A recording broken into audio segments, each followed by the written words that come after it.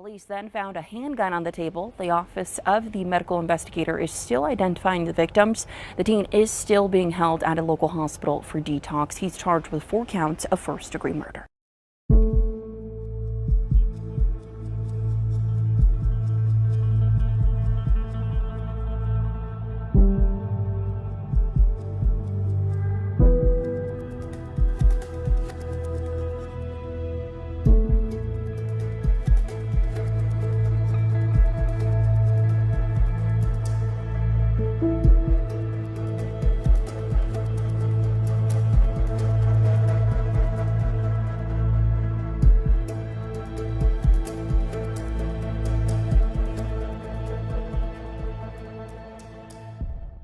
We begin tonight in Mira Mesa, where police say a man was mauled to death by his own 3 dogs. It happened at a neighborhood park at about noon. NBC7's Janet Quesada has the details and also spoke with neighbors. While we've been out here, we've actually been seeing a lot of neighbors who are walking their dogs, and we've talked with some who tell us they're devastated to hear about the tragedy. They tell us also that Erickson Elementary, which is just down this block, went on lockdown while they caught the dogs. I saw a person running around with 3 dogs. I noticed that he was constantly repeating like, "Hey, be gentle, be nice." Paul No was taking his dogs for a walk at Mesa Viking Neighborhood Park moments before the attack. Police and paramedics were called to the park around noon following reports of a dog attack. Authorities say a man was mauled by his own 3 dogs. A witness who did not want to go on camera told NBC7 a person trying to help the man was also bitten. They were both taken to the hospital, but police say the dog's owner did not survive. He did die? Wow. Steve Marto lives across the street from Mesa Viking Neighborhood Park. He says he and his son watched as Humane Society law enforcement officers located and took away the dogs. And they had him like cornered up in this set of bushes over here. These dogs were freaking huge, dude. Like they were probably close to like 120, 150, between 120 and 150 pound dogs. Authorities have not confirmed the dogs' breeds, but the Humane Society says all 3 are in their care for mandatory bite quarantine. Neighbors say they're grateful kids were not at the park when the attack happened. Every day around that time, I mean, there's so much traffic and lines of kids just walking up and down the street that's pretty scary that happened. While we've been out here, we've also been seeing investigators and personnel with the Humane Society gathering more information on this investigation. From Mira Mesa, Janet Quesada, NBC7. And the status of the second victim is unclear, but their injuries are believed to be not life-threatening. The Humane Society says it is investigating. Tough story to tell tonight. A 1-year-old is dead. The child's father now detained. It happened on Versailles Way near Antelope Road in North Sacramento early this morning. That's where we find your reporter Kayla Moeller joining us live with the latest on the investigation. Kayla. Yeah, hi there. A really tragic morning in this quiet neighborhood.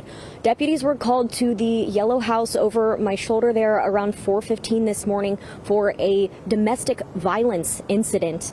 Some people just recently came by to put some yellow flowers there on the lawn, and this is a very disturbing incident. When law enforcement arrived, deputies say a woman and her mother were outside after being assaulted by 28-year-old Andre Demski, and deputies say Demski would not open the door, so they forced their way inside and they began clearing the house and located the suspect, Demski, in the bedroom, and a fight between deputies and the suspect broke out. And during the fight is when deputies discovered the dead child. The sheriff's office says Demski has been arrested for allegedly murdering his 1-year-old son. The sheriff's office says Demski's wife sustained non-life-threatening injuries and will ultimately be okay. The extent of the alleged murder is extremely gruesome. The sheriff's office says the deputies who discovered the dead child didn't immediately realize what they were looking at. They're calling it pure evil. I see the looks on your faces. This is the same look that, again, these deputies are going through. Like I mentioned, in 20 years that I've been on, I can't think of a case worse than this. These deputies are going through a lot right now. They, again, did not take this well. The first thoughts was just kind of chilling. We have little kids. We live in a neighborhood here. We also have, little kids, and we're just, in our late 20s, and it's crazy. Something this can happen like here, it's just a young father, and that's just deranged to us. It's crazy. We don't know how to react. Yeah, a really sad, a really tragic situation here. It shook up the neighborhood, and the sheriff's office says Demske does not have any criminal history. In fact, they've never even been out to this house before, and they say that drugs or alcohol do not appear to be a factor right now. But again, this is all still under investigation, and we will continue to keep you updated. Yeah, just a simple reaction and the sound, gut-wrenching, to say the least. Kayla, thank you. Information is coming into our newsroom about that domestic incident that took a deadly turn in Dearborn. A 30-year-old man now awaiting murder charges, accused of stabbing his own mother to death. Now, we first brought you this story as breaking news Sunday night. The suspect is in custody right now as the victim's family mourns the horrific incident. Today, the focus is finding out what exactly went wrong. Family telling us this did involve a mental health crisis. Authorities rushing to Reuter Street near Tireman Avenue, where they say the victim had multiple stab wounds. 7 News Detroit reporter Darren Cunningham is in Dearborn getting answers for a very concerned community. 70-year-old Jamila Alwan lost her life here at her home last night, needlessly at the hands of her own son, according to Dearborn police. Her husband tells me their son suffered a mental health crisis. Having a adult male states his mom was stabbed because of magic. He states he had a kitchen knife but threw it in the sink. There's no one else in the house with a caller. A domestic violence incident turned deadly. Investigators aren't sharing much at this point, but a man in his 30s is in custody for stabbing his mother, Jamila Alwan, just before 8 p.m. last night. The suspect called 911. Inspector is making it. The caller stating it just happened moments ago. Said she was stabbed multiple times and he needs a lawyer and a psychotherapist. Police arrested the suspect without incident, and medics tended to the 70-year-old victim. Now they're saying that the female lost a lot of blood, no pulse. Sadly, Alwan died from her injuries. I spoke to her husband briefly on the phone. As witnessed in the dispatch audio, he says their son suffered a mental health breakdown. Dearborn police didn't say anything else regarding the circumstances and are waiting until after the arraignment to do an interview. But in a statement, Dearborn Police Chief Issa Shaheen said, quote, "We extend our deepest condolences to the friends and family of the victim. Senseless acts of this nature can shake the community to its core. We will continue this investigation diligently in order to deliver justice for the victim," end quote. Police advise the public to seek help immediately if you or someone you know is struggling with their mental health. You can call or text the Suicide and Crisis Lifeline at 988. That number is confidential and it provides support for anyone experiencing emotional distress or suicidal thoughts. In Dearborn, Darren Cunningham, 7 News Detroit. So important to get help. Thank you so much, Darren. Yo, sorry to his family. This is a person right here. Oh, bro. Yo. Oh, no. Yo, sorry to his family. This is a person right here. Oh, bro.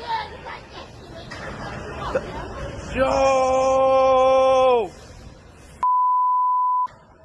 Oh, no! Gruesome and deadly attack on the subway. Police have a person of interest in custody after someone set a woman on fire on an F train, killing her. Police say the killer walked up to the victim and lit her clothes on fire. By the time officers got to the woman, she was fully engulfed in flame. This is one of several violent attacks in the subway system this weekend. One person was killed. Another was injured in a stabbing incident on a 7 train during an apparent robbery gone bad in Woodside, Queens. And yesterday, 2 people shot on a subway platform in Sheepshead Bay, Brooklyn. The subway violence comes during a time authorities are trying to assure New Yorkers about the safety of mass transit ahead of congestion pricing next month and a probable fare hike this summer. Here's Eyewitness News reporter Sonia Rincon. The NYPD tonight is calling cameras now in every subway car a game changer. MTA video taken in an F train at Stillwell Avenue captured the terrifying crime this morning.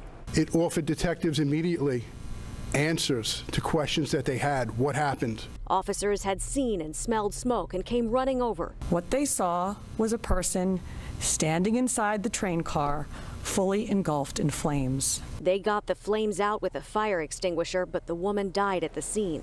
The video also offered clear pictures of the man who had used a lighter to set fire to her clothes while she may have been sleeping and stayed and watched. We asked the media to broadcast those images far and wide so we could use the viewing public as a force multiplier.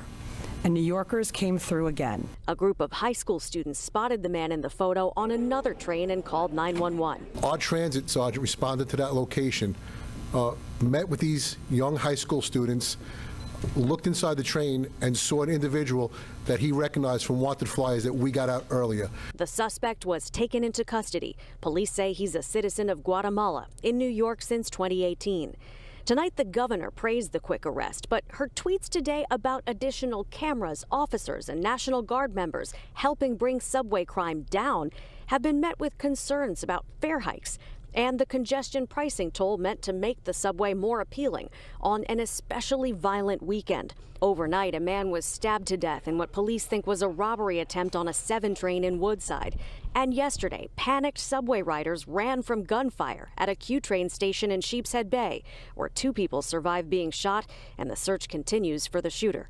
The subway cameras in Coney Island this morning and the presence of officers in transit played critical roles in that quick apprehension, but still couldn't stop a man from killing a woman on the subway for no apparent reason. That woman still hasn't been identified tonight. She was burned beyond recognition. Outside police headquarters in Lower Manhattan, Sonia Rincon, Channel 7 Eyewitness News.